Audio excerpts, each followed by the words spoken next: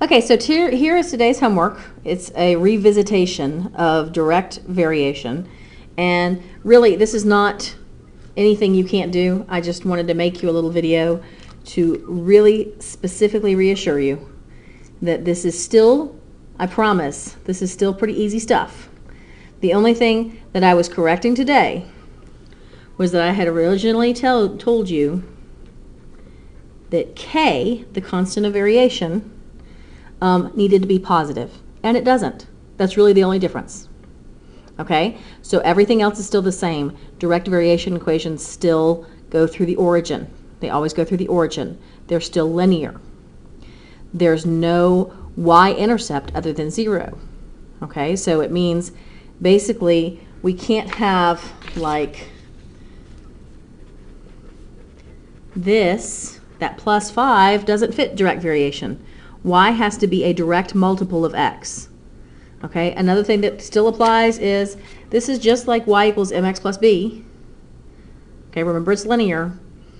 B is 0, but m is k. Our constant of variation is the slope. Constant of variation is also called constant of proportionality. So constant of variation or constant of proportionality, k, both of those are the slope. All right, so let's just look at these. Number 1, y equals 3x. Is this direct variation? Yes. Basically, if I can write it as y equals k times x, then it's direct variation. K cannot be 0. Okay, it would not be direct variation if k is 0. K can be anything else but 0. If so, identify the constant of variation. Well, this one's already in that format, so it's pretty clear that k is 3. Number 2, that minus 9 makes it a big no. Not direct variation. Number 3, remember it's not, is it already written as y equals kx? Can it be written as y equals k times x?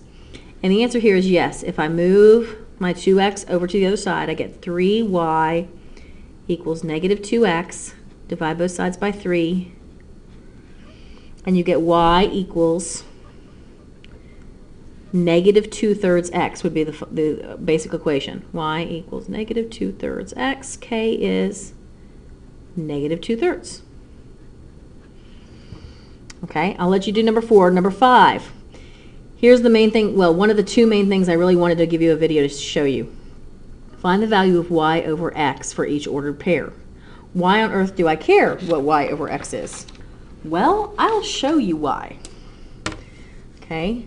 Direct variation, the basic equation is y equals k times x, right? What if I want k by itself? In other words, what if I want to solve for k?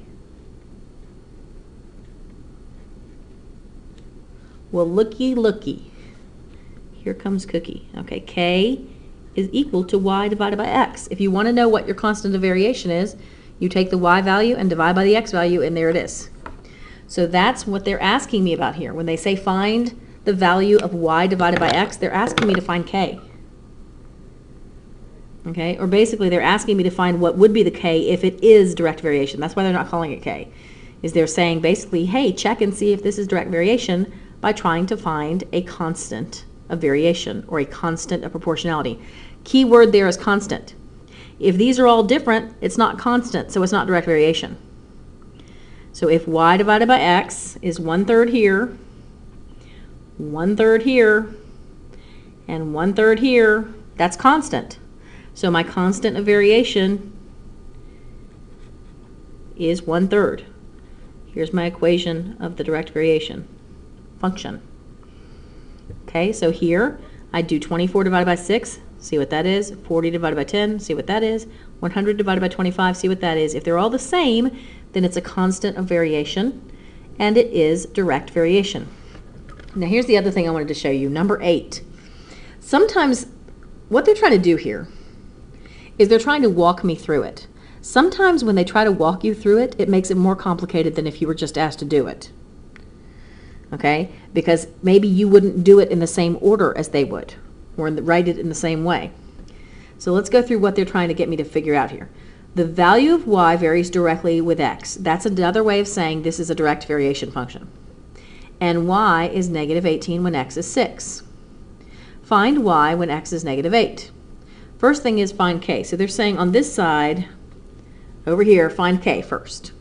Well, we just said up here again, above, that k is equal to y divided by x. So I'm going to look at the pair that I know. They told me these two go together. When y is negative 18, x is 6. So I go negative 18 divided by 6, that's negative 3. So k is negative 3. Then use k to find y.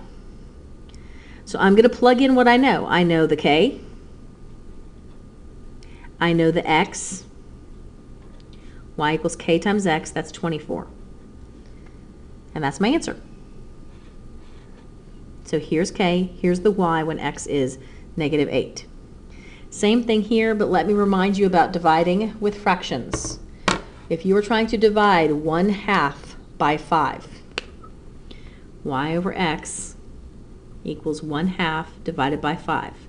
That means 1/2 divided by 5, which can be written as 1/2 divided by, let me do divided by 5 over 1. And when we divide fractions, we multiply by the reciprocal. In other words, the first fraction stays the same. The second fraction flips over, and we multiply. So that's 1/10. So I found k by doing y divided by x, and I simplified that and I got 1/10. Let me point out that another way you could find k, if you know both y and x, is you could plug in. If you know y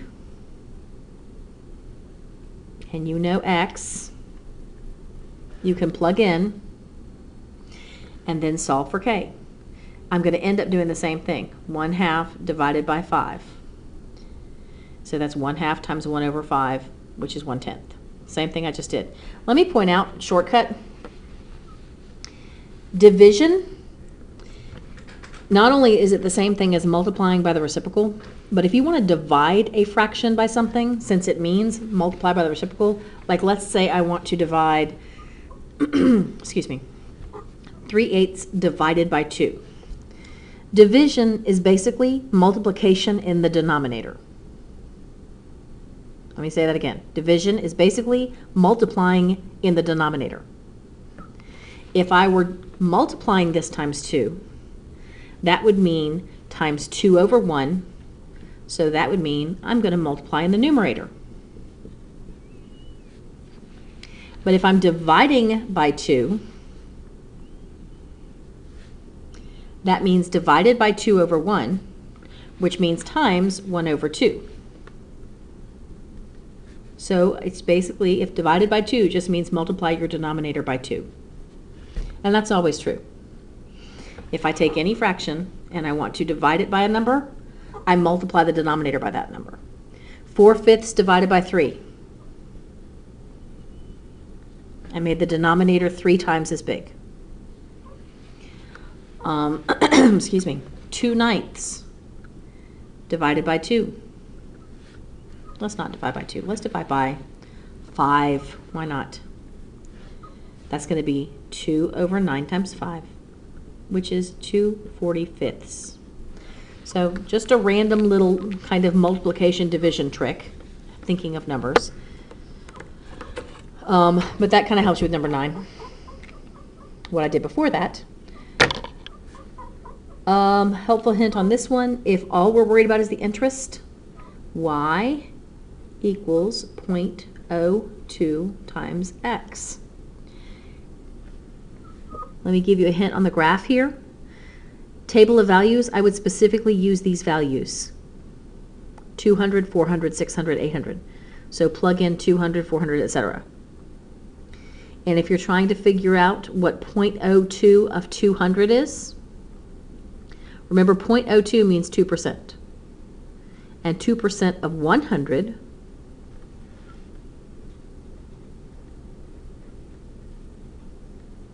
would be how much? $2.